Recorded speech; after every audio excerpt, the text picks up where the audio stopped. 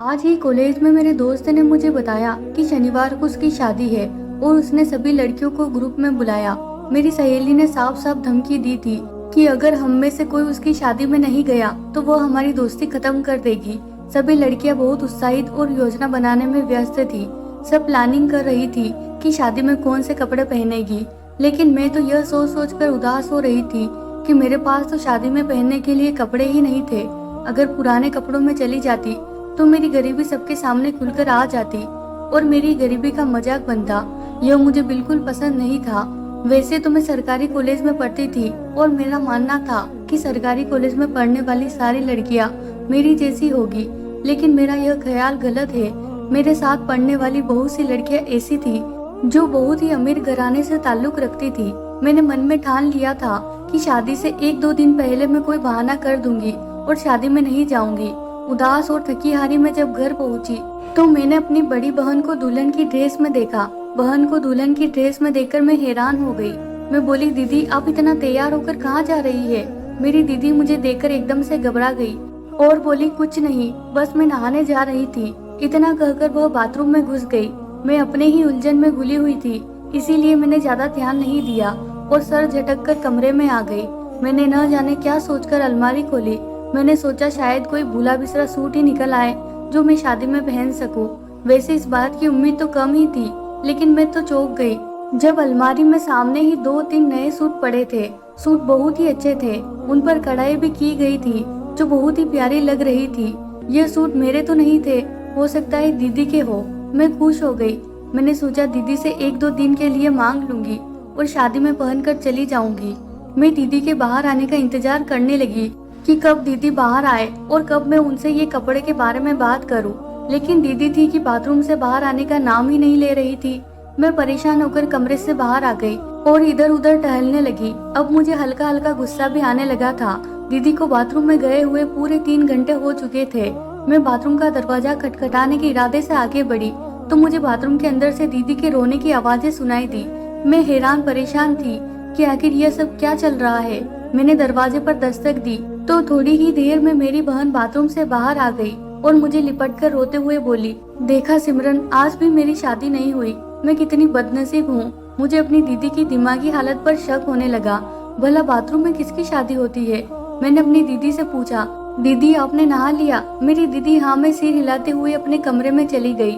मैं भी दीदी के पीछे पीछे कमरे में आ गई। मैंने दीदी से कहा, दीदी मेरी सहेली की शादी है अगले हफ्ते, उसने मुझे स्पेशली दावत दी है। अगर मैं नहीं गई तो वह मुझसे नाराज हो जाएगी।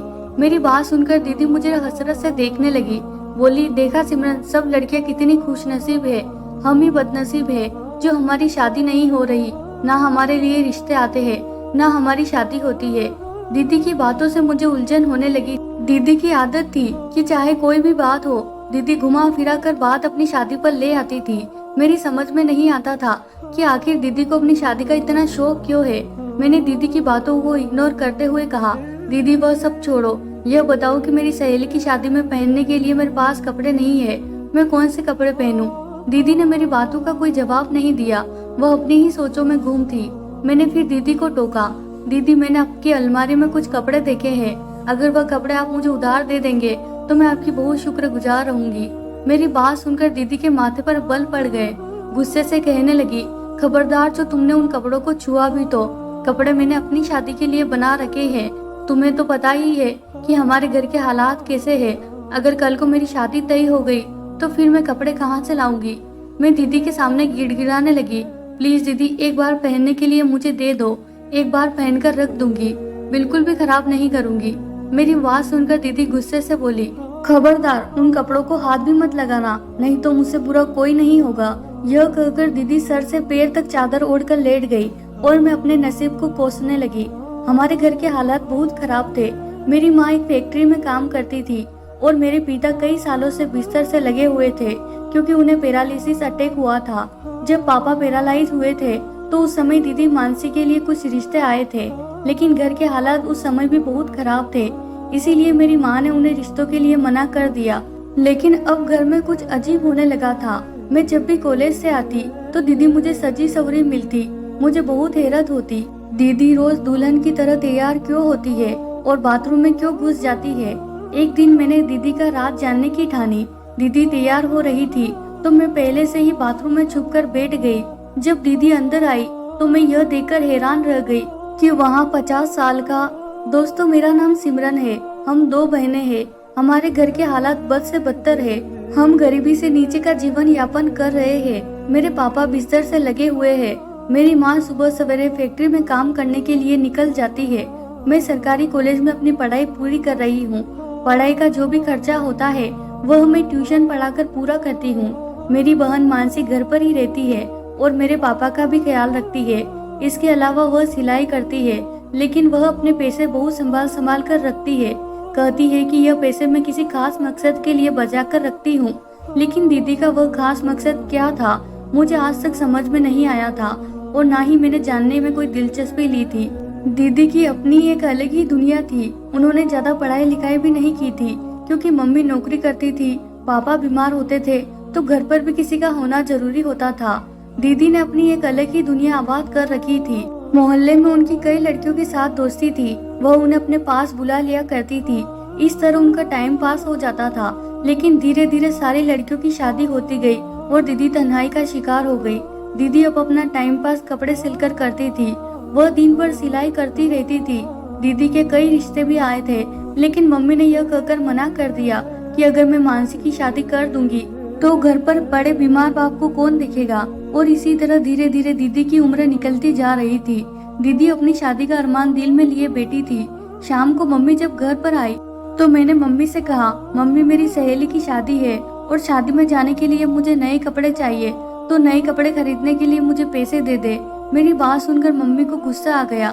मम्मी गुस्से से कहने लगी, तुम्हें शर्म आनी चाहिए। घर के हालात तुम्हारे सामने हैं। घर के लिए राशन पानी लाऊं? तुम्हारा बाप बीमार है, बाप की दवा करूं या फिर तुम्हारे लिए नए जोड़े बनवाओ? मैं कमाने वाली एक अकेली और खाने वाले तुम सब। मैं तुम दोनों बहनों का पेट भर रही हूँ। यह क्या कम है? इसके आगे मुझसे किसी बात की उम्मीद मत रखो। मम्मी की बात सुनकर मुझे भी गुस्सा आ गया।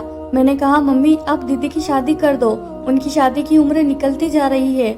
दीदी की शादी हो जाएगी तो एक खाने वाला कम हो जाएगा। अब यह बातें हो ही रही थी कि दीदी अब अंदर कमरे से बाहर आई और गुस्से से कहने लगी, सिमरन तुम यह मत समझो कि हमारी माँ हमारी शादी कर देगी। अगर तुम ये समझ रही हो तो यह तुम्हारी गलतफहमी है। हमारी माँ हम दोनों की शादियाँ कभी नहीं करेगी। यह हमें हमेशा इसी घर में बिठा कर रखेगी और बूढ़ा कर देगी। पता नहीं, शायद इन्होंने हमारा अचार डालना है। मेरे सर में तो सफेद बाल चमकने लगे हैं। कुछ दिनों में तुम्हारे बालों में भी सफेदी चमकने लगेगी। फिर लगाया करना सबसे चुप चुप कर बालों में कलर। मानसी दीदी की बात सुनकर मम्मी गुस्से से बोली, तुम्हें शर्म नहीं आती अपने मुंह से अपनी शादी की बात करते हुए? तुम्हें तो डूब कर मर जाना चाहिए। नहीं है मेरी नजर में कोई अच्छा रिश्ता, फिर किससे करूँ तुम्हारी शादी? अगर तुम कहो तो किसी पेड़ से कर दूं। मम्मी की बात सुनकर मानसी दीदी गुस्से से फटकर कहने लगी, मम्मी पूरा दिन मैं घर में रहती हूँ। इस घर में कब क्या होता है मुझे सब पता होता है। अभी पिछले दिनों एक रिश्ता आया था, आपने उस रिश्ते को इनकार क्यों कर दिया? क्या उस रिश्ते की इनकार की वजह मैं जान सकती हूँ? यहाँ दीदी की बात सुनकर मुझे हैरत हुई थी। वहीं दीदी की बात सुनकर मम्मी घबराकर इधर उधर देखने लगी। ऐसा लग रहा था जैसे उनकी कोई चोरी पकड़ी गई हो। फिर खुद को संभालते हुए बोली, किसी मजबूरी के तहत मैंने तुम्हारी शादी नहीं की। हर माँ बाप की कुछ मजबूरी होती है। सारे माँ बाप चाहते हैं कि उनकी औलाद खुश रहे और मैंने तुम्हारी बेहतरी के लिए ही ये सब कुछ किया है। इसमें मेरी क्या भलाई है? मम्मी ने मानसी दीदी की बात का कोई जवाब नहीं दिया और बात को खत्म करने के इरादे से उठकर कमरे में चली गई। साथ ही साथ मम्मी बड़बड़ा भी रही थी कि ना जाने इस लड़की को शादी का इतना शौक क्यों है। सिमरन भी तो है, उसके मुँह से तो कभी शादी का नाम नहीं सुना। मम्मी के मुंह से अपनी तारीफ सुनकर मैं खुश तो हो गई, लेकिन दिल थोड़ा अजीब सा हो रहा था। पता नहीं मामला क्या था और इस मामले में कसूरवार कौन था, मम्मी या फिर दीदी। मैंने अपना सर झटक दिया क्योंकि इन सब बातों को गौर करने के लिए मेरे पास टाइम नहीं था। गौर करने के लिए मेरे पास कुछ और भी काम था। मुझे अपनी सहेली की शादी की धुन सवार थी।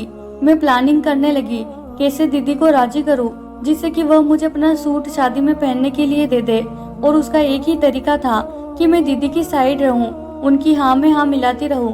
कॉलेज जाती हूँ तो मेरी सहेलियाँ शादी की बातें करती और घर आती हूँ तो दीदी की रोनी सूरत देखने को मिलती है कि मेरी शादी नहीं हो रही। मैं तो अजीब ही उलझन में फंसी हुई थी। मुझे लगने लगा था इंसान का शायद असली मकसद शादी करना ही है। शादी करने के लिए इस दुनिया में आया है शायद। खैर कॉलेज से घर आई तो दीदी फिर से मुझे दुल्हन के कपड़ों में सजी सवरी मिली। वो तैयार होकर जल्दबाजी में कमरे से बाहर निकल रही थी। मुझ पर जैसे ही नजर पड़ी वो एकदम से खुश हो गई और बोली, मैं कैसी लग रही हूँ। दीदी को इसी हालत में देखकर मुझे कुछ अजीब लगा था, लेकिन मुझे दीदी से मतलब था। मुझे दीदी से कपड़े लेने थे, इसीलिए मैंने झूठ बोल दिया कि दीदी आप बहुत सुंदर लग रही है। मेरी बात सुनकर दीदी शर्मा गई और शर्माते हुए फिर से बाथरूम में जा घुसी। मैं कमरे में आई, यूनिफॉर्म बदलकर खाना खाने बैठ गई। अभी थोड़ी ही देर हुई थी कि पापा के कमरे से कराने की आवाजें आने लगी। पापा बोल नहीं सकते थे, लेकिन गू गा की आवाजें आ रही थी। पापा का एक हाथ सही था और उसी हाथ से वो इशारे करते थे और अपनी बात को समझा देते। मुझे भी उसी हाथ से इशारे से अपने पास बुलाया और इशारे से कहने लगे, मानसी हर रोज दुल्हन का जोड़ा क्यों पहनती है? क्या मानसी ने शादी कर ली है? मैंने कहा नहीं, मानसी दीदी ने शादी नहीं की है। मेरी बात सुनकर पापा ने इशारे से कहा, तुम अपनी दीदी पर ध्यान रखना कि वह क्या करती है, लेकिन एक बात का ध्यान रखना, यह बात अपनी माँ को मत बताना, उससे छुपाकर ही रखना। मैंने कहा ऐसा क्यों कह रहे हैं पापा, माँ से छुपाकर क्यों रखूं? पापा बोले, इसीलिए कि अगर तुम्हारी माँ को यह सब बातें पता चल गई तो वह तुम्हारी बहन मानसी को जान से मार देगी। पापा की बातें सुनकर मुझे अजीब सी उलझन होने लगी।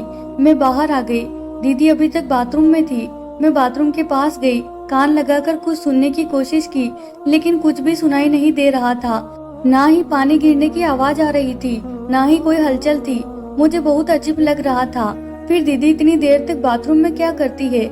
यही सोचती हुई मैं आकर अपने बिस्तर पर लेट गई, क्योंकि अभी थोड़ी देर में ट्यूशन के बच्चे आ जाते हैं, फिर मुझे आराम नसीब कहाँ होता। लेकिन दिमाग में अभी तक दीदी के ख्याल ही घूम रहे थे। मैंने सोचा अब दीदी बाहर आएगी तो उनसे इस बारे में बात करूंगी। मेरे दिमाग में कई सवाल उठ रहे थे कि पता नहीं दीदी यह सब कब से कर रही है, तभी तो पापा को सब कुछ मालूम है। हो सकता है मेरे कॉलेज जाने के बाद दीदी दुल्हन बनकर पूरे घर में घूमती हो, इसीलिए पापा ने आज मुझसे यह बात कही थी। मामला बहुत ज्यादा पेचीदा लग रहा था। मुझे मामले की तह तक पहुंचना था, लेकिन कैसे, कुछ समझ में नहीं आ रहा था। बस मैं एक ही जगह पर आकर अटक जाती थी कि आखिर ऐसा दीदी क्यों करती है। मैं इन्हीं ख्यालों में खोई हुई थी और अभी थकान भी नहीं उतरी थी कि ट्यूशन के बच्चे आने लगे। मैं उन्हें पढ़ाने के लिए बैठ गई। बच्चों को पढ़ाते पढ़ाते बच्चों की छुट्टी का टाइम भी हो गया, लेकिन दीदी बाथरूम से नहीं निकली। अब मुझे ज्यादा टेंशन हो रही थी। जब सारे बच्चे चले गए तो मैं बाथरूम के पास गई और जोर जोर से दरवाजा बजाने लगी, लेकिन अंदर से कोई आवाज नहीं आई। मैं दोबारा दरवाजा बजाने वाली थी कि तभी मुझे अंदर से दीदी के रोने की आवाजें आई। दीदी ने दरवाजा खोला। दीदी मुझसे लिपट कर रोने लगी और कहने लगी, देखो सिमरन, आज भी मेरी शादी नहीं हुई। तुमने तो कहा था कि मैं बहुत प्यारी लग रही हूँ, लेकिन आज भी मैं नाकाम रही। आज भी मेरी शादी नहीं हुई। दीदी की बात सुनकर मैं बहुत ज्यादा परेशान हो गई। मैंने दीदी से कहा, बाथरूम में आपकी शादी कैसे होगी? आपकी शादी के लिए हमें बाहर कोई रिश्ता देखना होगा, तभी तो तुम असल में दुल्हन बन सकोगी। मेरी बात सुनकर दीदी की आंखों में आंसू आ गए। मुझे गले से लगाते हुए बोली, सिमरन, मम्मी हमारी शादी नहीं होने देगी, इसीलिए मैं अपने तरीके से रिश्ता ढूंढ रही हूँ। अपने साथ साथ मैं तुम्हारे लिए भी रिश्ता ढूंढती हूँ। देखना, एक दिन हम दोनों के लिए रिश्ता ढूंढने में जरूर कामयाब होंगी। यह कहकर दीदी कमरे में चली गई। मुझे दीदी की दिमागी हालत पर शक होने लगा। मेरी आंखों में भी आंसू आ गए। ये उम्र ऐसी तो नहीं थी कि दीदी बहकी बातें करने लगे, लेकिन इंसान हालात के आगे मजबूर हो ही जाता है। हालात पता नहीं इंसान को किस डगर पर ले आए, पता नहीं चलता है। मम्मी ने दीदी की पढ़ाई भी पूरी नहीं होने दी थी और दीदी के लिए आए हुए रिश्ते को भी मम्मी ने मना कर दिया था। इसीलिए हो सकता है कि दीदी के मन में मम्मी के लिए गुस्सा हो। मैंने सोचा आज मैं मम्मी से अपने तरीके से बात करूंगी कि दीदी की शादी कर दो, नहीं तो वो दिमागी मरीज बन जाएगी, क्योंकि यह सच था और यही बात शायद दीदी को परेशान कर रही थी कि कहीं मेरी उम्र निकल जाएगी और मेरी शादी नहीं हो पाएगी। शाम को मम्मी घर वापस आई। कुछ देर पापा के पास बैठी, फिर कमरे में गई। थोड़ी देर बाद नहाने के लिए बाथरूम में घुस गई। जब नहाकर वापस आई तो मैं मम्मी के पास बैठ गई और बोली, मम्मी आपका आज का दिन कैसा रहा? मम्मी उदासी से बोली, सिमरन मैं बहुत थक जाती हूँ। मेरा दिल भी करता है कि बाकी औरतों की तरह मैं घर पर बैठूं और घर संभालूं।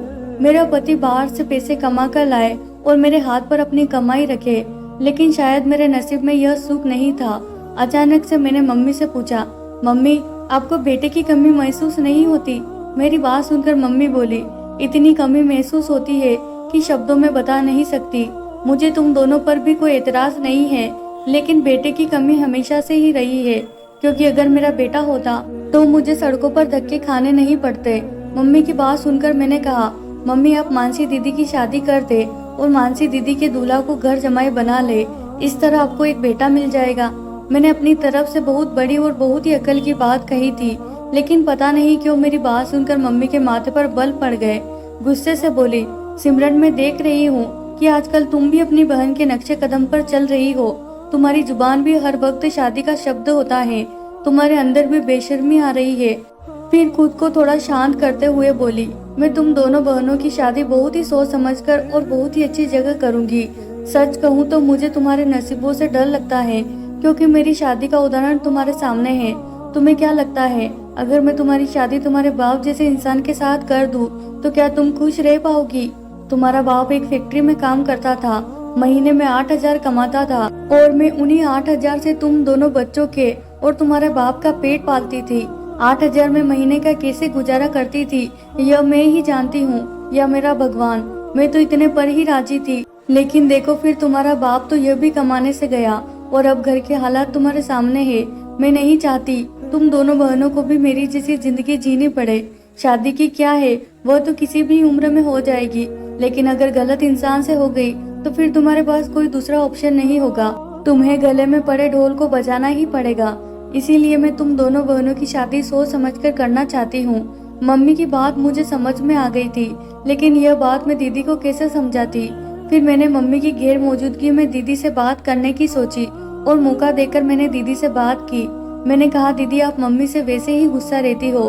मम्मी जो कुछ भी करती है हमारी भलाई के लिए ही करती है। आपकी शादी भी करेंगे और बहुत अच्छी जगह करेंगे। वह आपकी शादी बहुत अच्छी जगह करना चाहती है, इसीलिए इतना टाइम लग रहा है। मेरी बात सुनकर दीदी ने कुछ नहीं बोला। मुझे बहुत हैरानी हुई। मेरी बात सुनकर बस थोड़ा सा मुस्कुरा दी। दीदी का रूटीन अभी भी वैसे ही चालू था। वह दुल्हन की तरह तैयार होती और बाथरूम में घुस जाती। मुझे दीदी का यह बाथरूम वाला राज जानना था। एक रोज मैंने सोचा कि जैसे ही दीदी बाथरूम से निकलेगी मैं बाथरूम में घुस जाऊंगी। हो सकता है उसी वक्त बाथरूम में मुझे कोई सुराग मिल जाए। और फिर अगले दिन वही हुआ। दीदी दुल्हन की तरह सज धज कर बाथरूम में घुस गई। दीदी को बाथरूम में गए 2 घंटे हो चुके थे। मैं इंतजार कर रही थी कि कभी दीदी बाहर आए और मैं फौरन अंदर बाथरूम में जाऊं। लगभग 3 घंटे के बाद दीदी बाथरूम से बाहर निकली। ऐसे ही दुल्हन की ड्रेस में थी, जिसका साफ मतलब था कि वह नहाई नहीं है। बाथरूम से निकलकर जैसे ही दीदी कमरे की तरफ गई, मैं फौरन बाथरूम में घुस गई। बाथरूम का फर्श गीला था। दीदी जाहिर करना चाहती थी कि वह नहाकर निकली है, लेकिन वह तो दीदी के कपड़ों से साफ पता चल रहा था कि दीदी नहाई नहीं है। बाथरूम से मैंने एक एक चीज का जायजा लिया, लेकिन कोई भी सुराग मेरे हाथ नहीं लगा। मैं दीदी से पूछ कर थक गई, लेकिन उन्होंने भी कुछ नहीं बताया। मैं चुपचाप लेटी हुई थी और दिमाग पर जोर डाल रही थी कि दीदी का राज कैसे मालूम करूं। राज जानने के लिए मैंने दूसरा रास्ता तैयार किया, और उसके लिए मुझे दूसरे दिन का इंतजार था। दूसरा दिन भी हो गया। मैं कॉलेज गई। कॉलेज में सब लड़कियां शादी को लेकर बहुत ज्यादा उत्साहित बातें कर रही थी कि हम ऐसे तैयार होंगे, यह कपड़े पहनेंगे, यह करेंगे, वह करेंगे। लेकिन मैं तो उदास एक कोने में बैठी हुई थी। मेरे पास अपनी सहेली की शादी में जाने का एकमात्र जरिया यही था कि मैं दीदी का राज जान लूं और फिर दीदी को ब्लैकमेल करके उनसे कपड़े मांग लूं। लेकिन अब जब मैं घर आई तो दीदी को देखते ही मेरा सारा मूड खराब हो गया, क्योंकि आज दीदी दुल्हन बनी नहीं घूम रही थी। वैसे तो रोज ही दुल्हन बनी होती थी, आज आराम से सिलाई कर रही थी। जब आज मुझे दीदी से काम था तो दीदी आराम से अपने काम में मसरूफ थी। मैं अंदर ही अंदर जल्दी कूदती रही, और ऐसे ही धीरे धीरे करके दिन बीतने को आया। तब 3 बजे जाकर कहीं दीदी एकदम से उठी और तैयार होने के लिए अंदर कमरे में गई।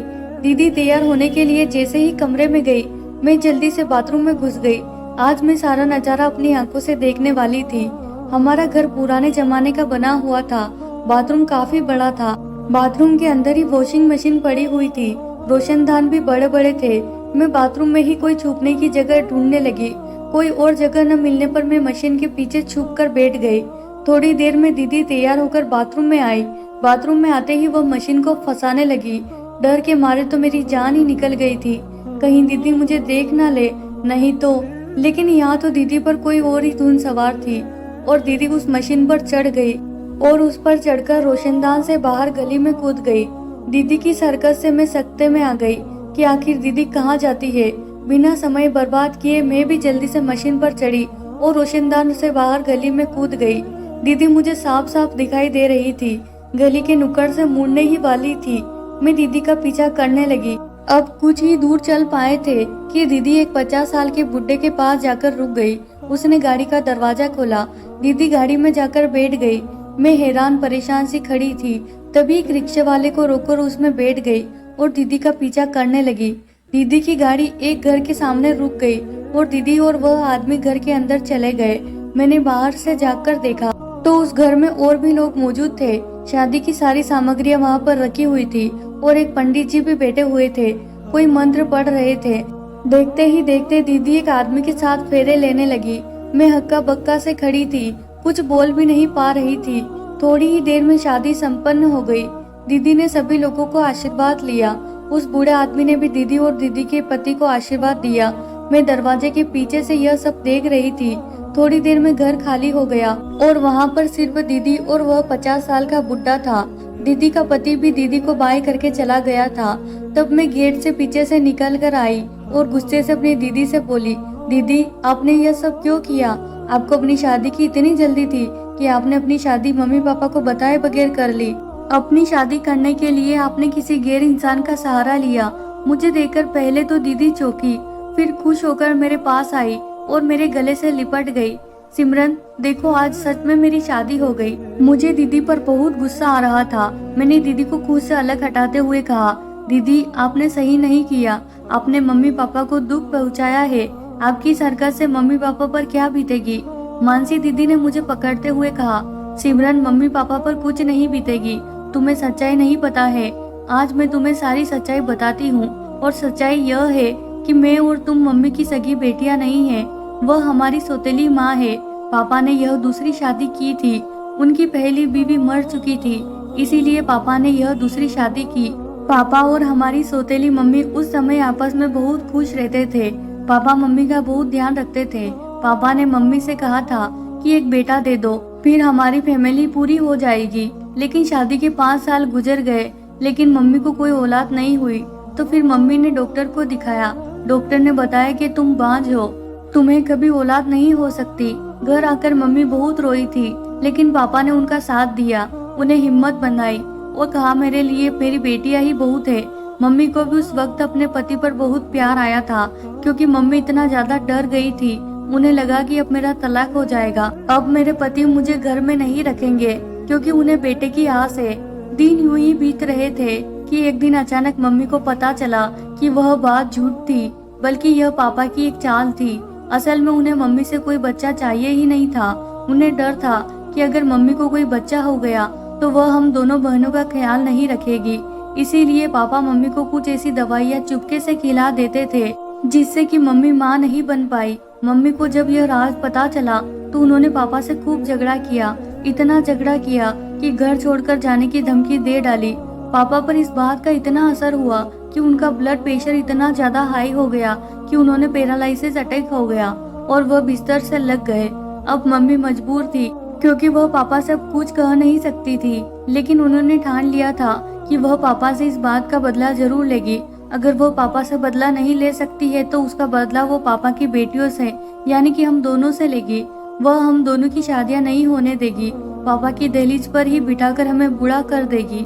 मम्मी ने अपने दिल की यह भड़ास अपने पापा से भी निकाली थी, क्योंकि उनके पापा ने जबरदस्ती उनकी शादी 2 बच्चों के बाप से करा दी थी।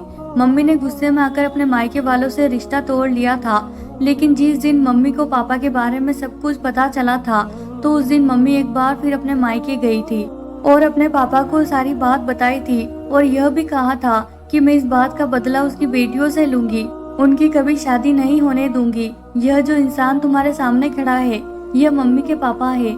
इन्होंने ही हमारे घर आकर मुझे सारी हकीकत बताई थी और उन्होंने मुझसे वादा किया था कि मैं तुम दोनों बहनों की शादी करवा कर ही रहूंगा।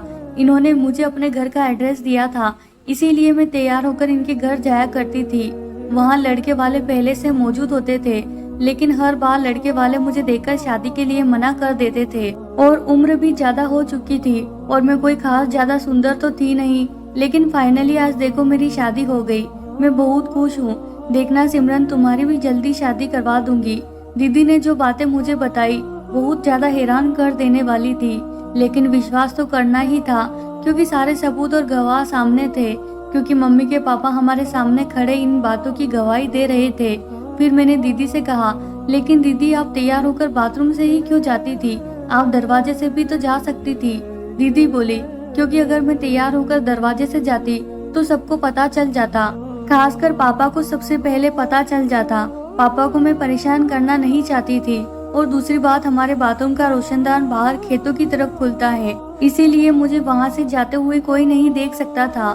मुझे डर था अगर मुझे किसी ने जाते हुए देख लिया और मम्मी को बता दिया तो मम्मी मेरी या तो जान ले लेगी या फिर मुझे घर में कैद कर देगी। खैर मैं और दीदी घर वापस आ गए। कुछ ही दिनों में उनकी विदाई होने तय थी, लेकिन मम्मी के पापा चाहते थे कि वह मेरे लिए भी रिश्ता ढूंढ ले और मेरी भी शादी कर दे, क्योंकि दीदी के जाने के बाद मेरी जिंदगी बहुत ज्यादा मुश्किल होने वाली थी। लेकिन मुझे अपने बारे में कोई गम नहीं था। दीदी की शादी हो गई, वह अपने घर की हो गई, वह बहुत है। भगवान ने चाहा तो मेरी भी जल्दी शादी हो जाएगी। और फिर दीदी की विदाई का दिन भी आ गया। मम्मी को सब कुछ पता चल गया। दीदी की शादी का सुनते ही मम्मी गुस्से से बिखर गई थी, एक जख्मी शेरनी बन गई थी, दहाड़े मार मार कर रो रही थी और दीदी और मुझे कोस भी रही थी। खैर दीदी तो विदा होकर अपने ससुराल चली गई। अब मम्मी के गुस्से का निशाना मैं बनती हूँ। वह हर वक्त गुस्से में रहती है, मुझे हर तरह से परेशान करने की कोशिश करती है, लेकिन मैं चुपचाप उनकी सारी यातनाओं को सह लेती हूँ, क्योंकि मैं खुद को मम्मी की जगह रखकर सोचती हूँ तो मुझे लगता है कि मम्मी के साथ गलत हुआ था, तो आखिर उन्हें अपना गुस्सा निकालने का तो हक है ही। हो सकता है मम्मी का गुस्सा कभी प्यार में बदल जाए, उनके अंदर की यह भड़ास कभी निकल जाए और उनके अंदर मोहब्बत के फूल खिल जाए। मैं इंतजार में हूँ और इंतजार के सिवा कुछ और नहीं कर सकती। प्यारे दोस्तों, आपको क्या लगता है, क्या मुझे मम्मी के जुल्मों को सहते रहना चाहिए या फिर दीदी की तरह चुपके से शादी कर लेना चाहिए? अपनी राय कमेंट बॉक्स में जरूर बताना। कहानी को सुनने के लिए आप लोगों का बहुत बहुत धन्यवाद। कहानी पसंद आई हो तो लाइक कर देना और हमारे चैनल को भी सब्सक्राइब कर लेना। धन्यवाद दोस्तों।